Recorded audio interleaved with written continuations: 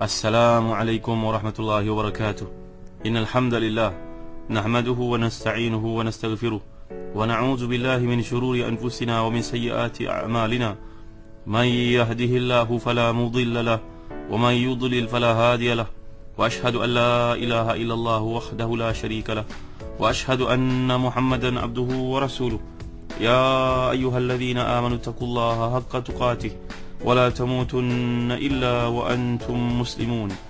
يا أيها الناس اتقوا ربكم الذي خلقكم من نفس واحدة وخلق منها زوجها وبث منهما رجالا كثيرا ونساء، واتقوا الله الذي تساءلون به والأرحام إن الله كان عليكم رقيبا.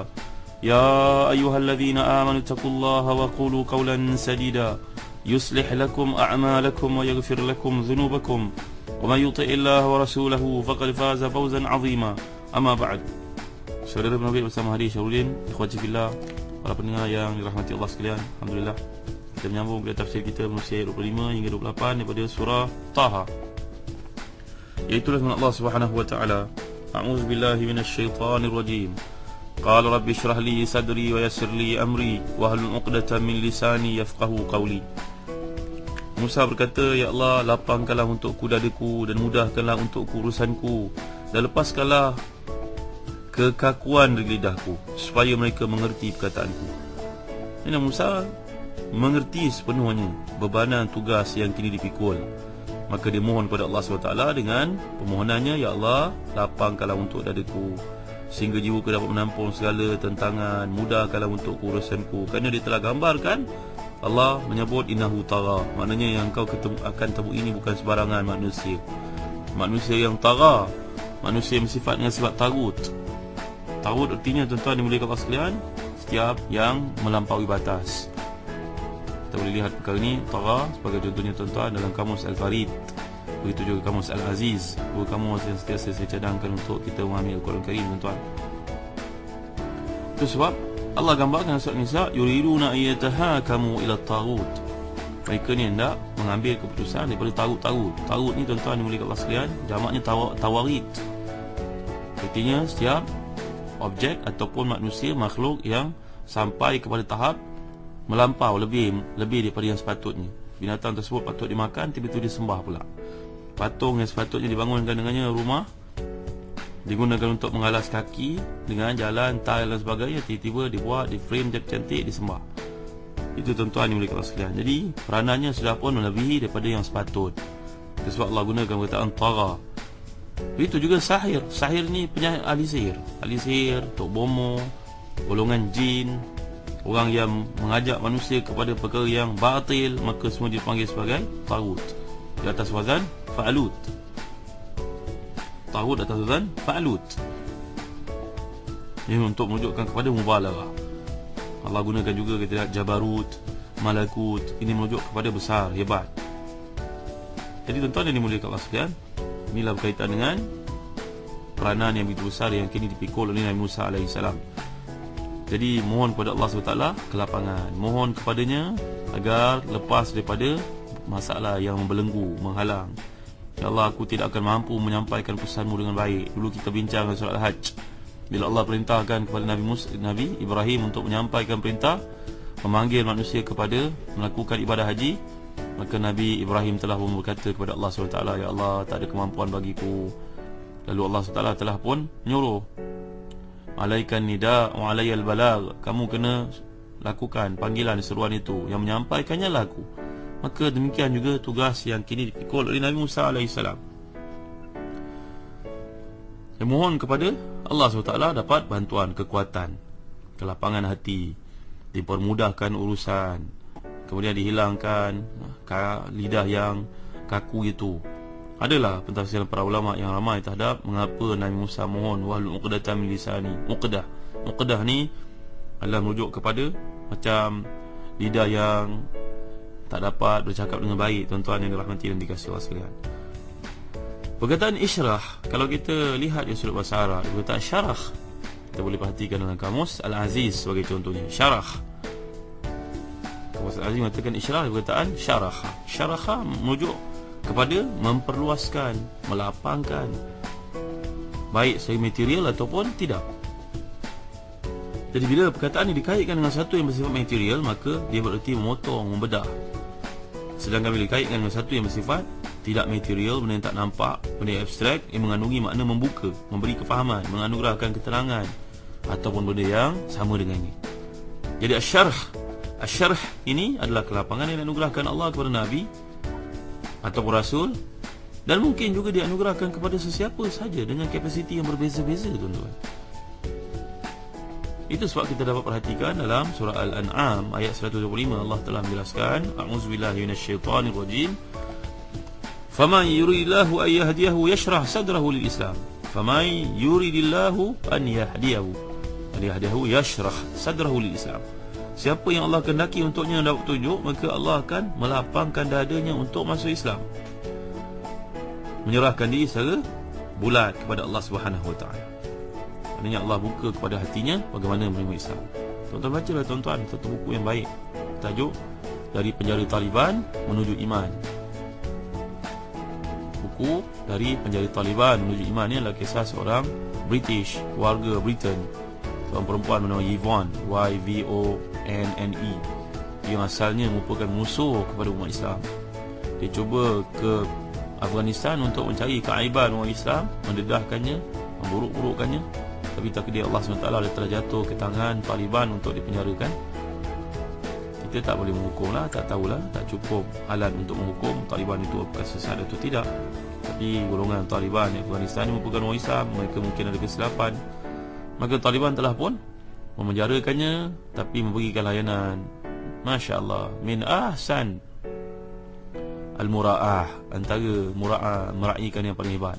Sehingga Yvonne ni akhirnya terdetik hati dia, hatinya melihat kebenaran Islam, kepalsuan dakwah-dakwah musuh-musuh Islam.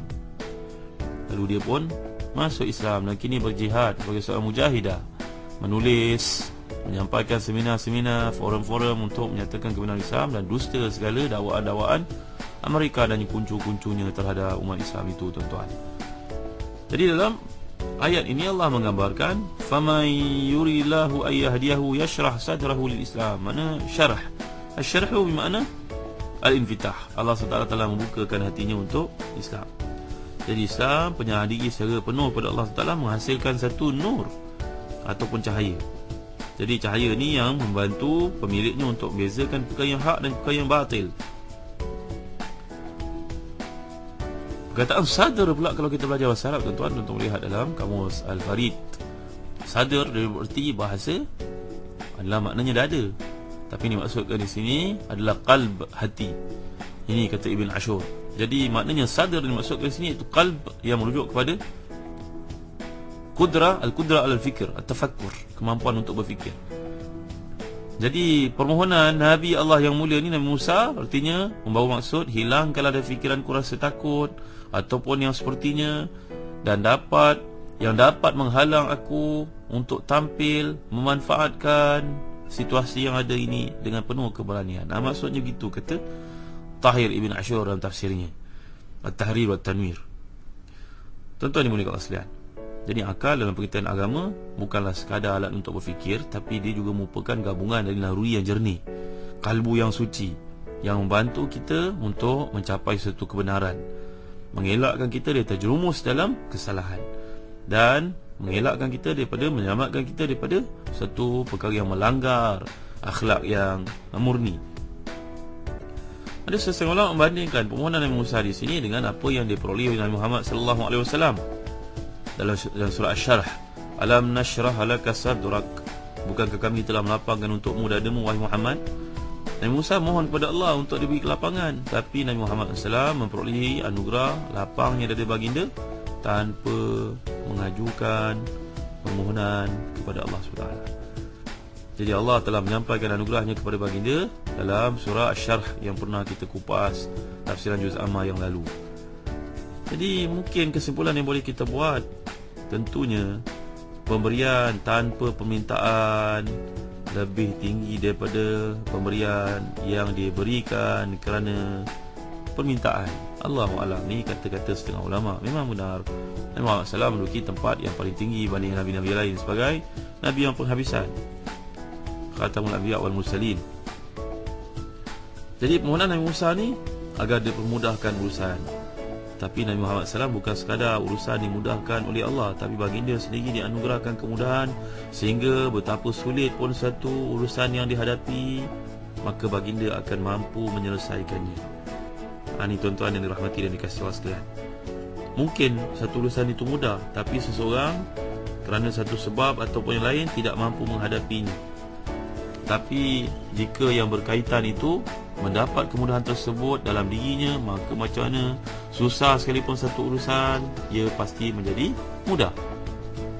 Jadi keistimewaan Nabi Muhammad SAW ni tidak berhenti di situ sahaja. Keistimewaan itu masih lagi tambah lagi dengan kemudahan yang kedua, yang Allah Taala jelaskan surah Al-A'la, wa nuyassiruka lil yusra, kami permudahkan untukmu jalan yang mudah wahai Muhammad. Ini berbeza dari sudut redaksinya dengan ayat yang sedang kita bincangkan sekarang, wa yassir li amri. Jadi jelas apa yang diperoleh oleh Muhammad SAW melebihi apa yang diperoleh Nabi-Nabi yang lain. Walaupun Nabi tidak memohon, tetapi Allah Taala telah mengurniakan kepada baginda sallallahu alaihi wasallam. Tuan-tuan, para ulama membincangkan mengapa permohonan Nabi Musa ni agar Allah melepaskan kaku lidah baginda. Banyak riwayat yang menjelaskan bahawa ketika kecil Nabi Musa pernah menarik janggut Fir'aun, menyakiti Fir'aun ini, sampailah si raja ini menjadi marah.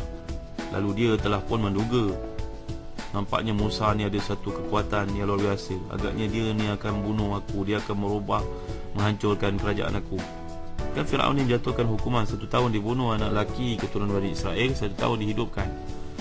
Pada tahun yang sepatutnya anak-anak lelaki dibunuh itu, dia membela pula pakul yang mengandungi baby ini dengan permintaan bininya Asia.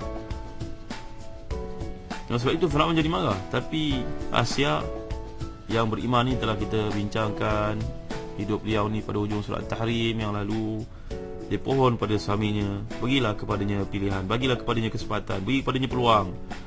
Cuba letakkan korma satu mangkuk dan bara api untuk mangkuk yang lain. Korma ni makanan orang Mesir lah. Satu riwayat mengatakan lu'lu', riwayat mengatakan jauhar, satu benda berharga letakkan satu bekas, dan bekas yang lain mengandungi bara api. Negara mereka sejuk, jadi perlukan bara api untuk memanaskan badan. Tuan-tuan dimuliakan Allah sekalian, baik saja letak untuk buat pilihan kepada anak kecil ini, budak lelaki kecil ini yang bakal menjadi Nabi, menjadi musuh kepada Fir'aun itu sendiri. Dia nak ambil korma ataupun barang berharga itu, emas ataupun apa jugalah, jauhar ke, permata ke, ataupun lu'lu' ke.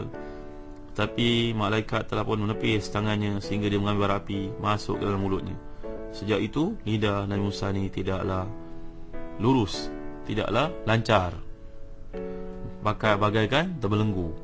Ni riwayat ni ada banyak tuan-tuan, kita boleh lihat dalam kitab tafsir. Saya tafsir Ibn Katsir, contohnya kita lihat dalam tafsir Al-Baghawi, kita dapat lihat dalam tafsir Imam Al-Mawardi, Nukatul Uyun, kita dapat lihat dalam semua kitab tafsir sebenarnya. Kalau dalam Al-Baghawi ditambah lagi bahawa dari versi yang berlainan, Nabi Musa ni sudah besar sedikit, dia bermain-main dalam istana, lalu main dengan buluh kayu, dipukulnya kepala Fir'aun, mengadu kesakitan amat sangat Fir'aun yang dipukul kepadanya oleh budak lelaki kecil ini. Akhirnya Fir'aun pun nak menghukum dia, tapi ibu angkat ini Asia telah pun mencadangkan, janganlah, bagilah peluang ke budak ini, dia budak kecil, jangan ambil hati sangat. Tuan-tuan dimuliakan Allah sekalian, ada setengah riwayat menjelaskan seperti ini. Allahu a'lam. Yang sempat saya periksa di sudut kita tafsir, tidak boleh menjelaskan satu riwayat ini tuan-tuan dari sudut kesahihannya. Allahu a'lam, walaupun disebut oleh kebanyakan para ulama tafsir. Mungkin maksud kaku lidah Nabi Musa ni kerana kurang fasih berbahasa. Seperti yang kita sendiri maklum, Nabi Musa ni berasal daripada Bani Israel, sedangkan Fir'aun ini yang berkuasa di Mesir, dia merupakan bangsa Kipti, bangsa Mesir kuno. Tentulah bahasa komunikasi mereka ni agak berbeza. Nabi Musa, Nabi Harun bercakap dengan bahasa Ibrani, bahasa Bani Israel itu. Lalu Allah SWT mengutuskan mereka kepada Fir'aun yang bercakap dengan bahasa lain daripada bahasa mereka. Allahu'alam. Ini pandangan-pandangan para ulama tafsir. Saya tidak menafikan riwayat yang banyak disebut di jumhur para ulama tafsir, itulah Nabi Musa termakan bara api. Maka ni pandangan itu yang betul. Allahu'alam. Ada berbagai-bagai tafsiran di sana, masih ada ruang kerana riwayat yang sahih tidaklah wujud dalam menjelaskan perkara ini, tuan-tuan yang dimuliakan Allah sekalian. Kemudian Allah beri kefahaman kepada kita, Allah beri kepada kita kekuatan di sebalik kehebatan ayat ini untuk kita mengerti perjuangan Nabi Musa AS dan abangnya Nabi Harun. Nanti kita lihat doa yang paling hebat, doa seorang adik agar abangnya menjadi Nabi seperti baginda. Itulah doa Nabi Musa yang akan kita pelajari dalam doa dalam kuliah tafsir akan datang. Allahu a'lam wa sallallahu ala sayyidina Muhammad wa ala alihi wa sahbihi wa baraka wa sallam. Walhamdulillahi rabbil alamin. Wa barakallahu fikum. Wassalamu alaikum warahmatullahi wabarakatuh.